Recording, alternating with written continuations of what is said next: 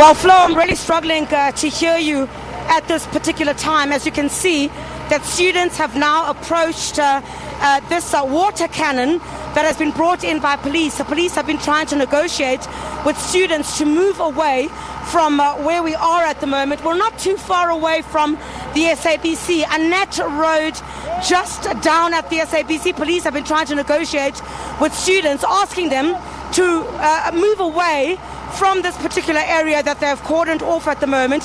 Some tires have been set alight. I'm sure you'll be able to see towards my right-hand side there. Students have moved. There's the water cannons now. Well, there you have it. Police have begun just with this water cannon, trying to get students away from here. They've moved from the middle. It's trying, of course, to turn out that tire that has been placed in the middle of the road at this particular point. Flo, I must say there seems to be quite a lot of restraint at this particular time on the part of police. It's turning back this way. We're going to move here. It looks like police would be... it looks like this water cannon is now going to face towards the direction of the students. Students adamant they will move from this area. They are heading towards Wits University. Remember, we started towards Kingsway, and we're heading towards the Wits University, and I see police moving a bit back at this time. In the majority, Flo, I think what they wanted to do was to try and they wanted to turn off some of these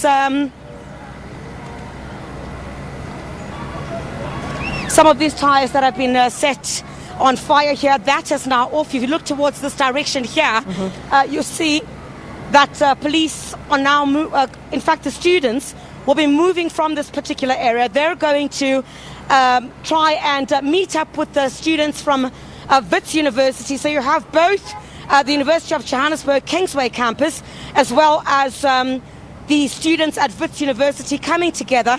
So essentially what has also taken place here is that you have, we're going to try and maneuver through here.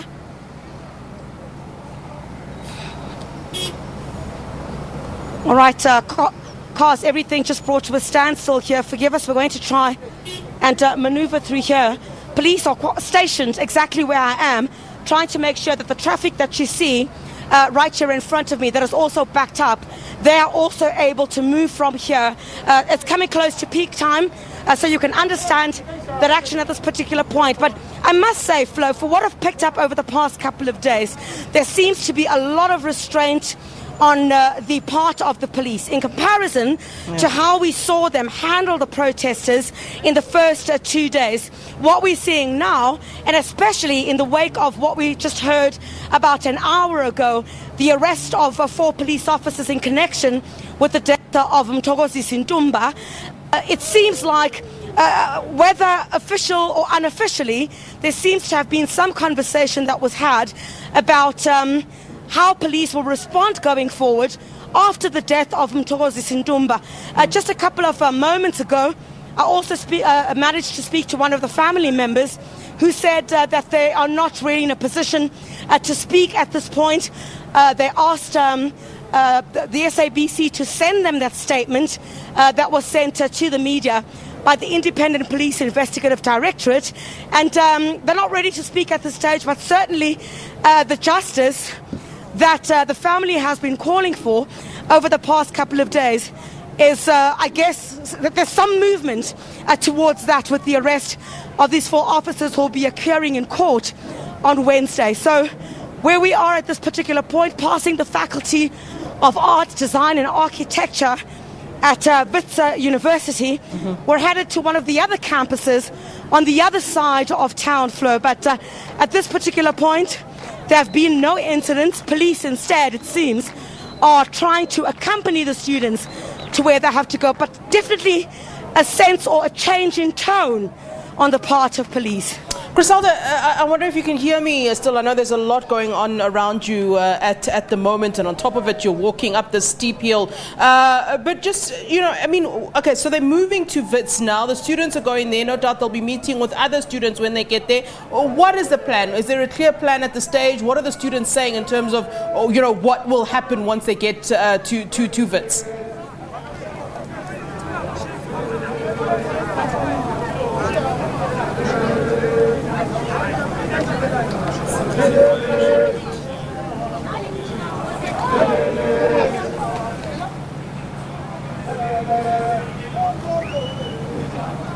All right, we seem to have lost Chriselda there, but we'll certainly do try to get back to her. Obviously, those protests continuing then at this stage, and my understanding is that the students then are moving to Wits. That's from UJ APK.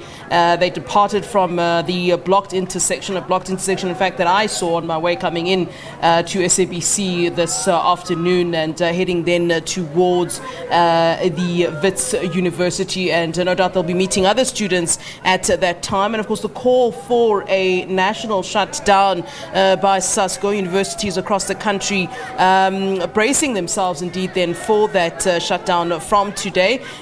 They have threatened to delay the 2021 academic year. The students are saying that the academic year will not start until their demands have been met. And of course, this is a conversation that they've had before. Of course, the hashtag, if I can put it that way, changing over the years, but essentially still the same thing. This time called Asnamali, Wits Asnamali protest. Prior to that, of course, we got very much familiar to the hashtag Fees Must Fall protest. So really very much the same that we're seeing at this time. We're going to be crossing back to Chriselda as soon as we can get her then on a stable line. Of course, you can see she's on the move at the moment with our crew, with our camera crew as well there with her. So we will be catching up with her. There's also Hasina, who is at Braamfontein. Hasina Gori's in Braamfontein for us this afternoon as well. So we'll certainly be crossing to our reporters on the ground and keeping you updated on those student protests that are underway currently.